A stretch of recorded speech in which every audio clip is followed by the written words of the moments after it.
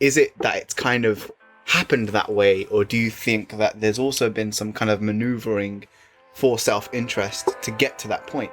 Yeah, so I think like who it benefits is the top, 1%. There's actually been studies to show that quantitative easing, which is a horrible word, but is one of the policies that... What does that mean? It's actually two words. So quantitative easing is a monetary policy that's been carried out since the crash, and so that's central bank. So the Bank of England in the UK, Federal Reserve in the US, the European Central Bank in Europe, Bank of Japan, they've all been doing this policy where they essentially create money out of nothing, and they use it to flood financial markets. So they use it to buy bonds from financial companies, banks, insurance companies, and essentially what that does is keep bond and stock prices pumped up. And there's been a study done by the Bank of England itself which said that that policy in the UK has made the top 5% of people richer by £128,000. So it's literally making the rich richer, and there's not really anyone talking about it or anything being done about it. I forgot what your original question was. Yeah, the question was, you asked me to explain is it that it's been... Because I guess there's an inclination when you hear about those things that, the rich are just trying to make themselves richer. So is it rigged? A little bit, that question. Or is it more people just being more opportunistic? Because obviously, I don't want to make a blanket judgment. Yeah.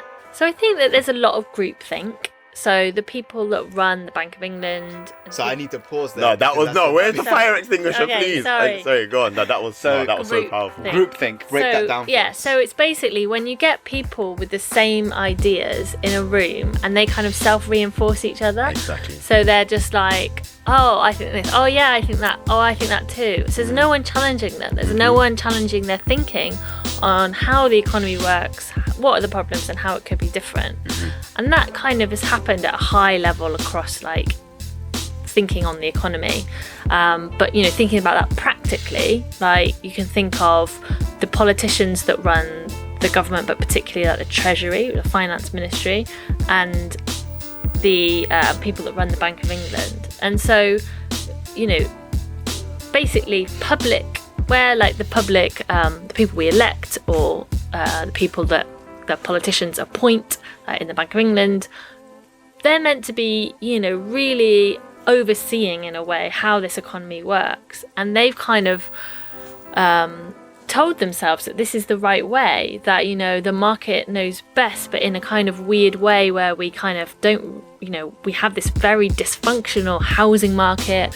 We have an economy that's skewed towards financial markets, and they've kind of all convinced themselves it's okay and there's not really any way it could be.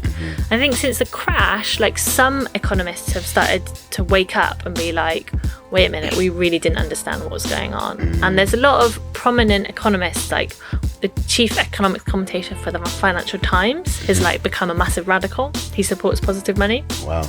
And a few other like individuals, but still those people that hold power have kind of convinced themselves that this is the only way it could be. And it's people like Positive Money, and yourselves who are interested in challenging, does it have to be this way? Could we actually design a better system which didn't, have such unequal consequences for most people?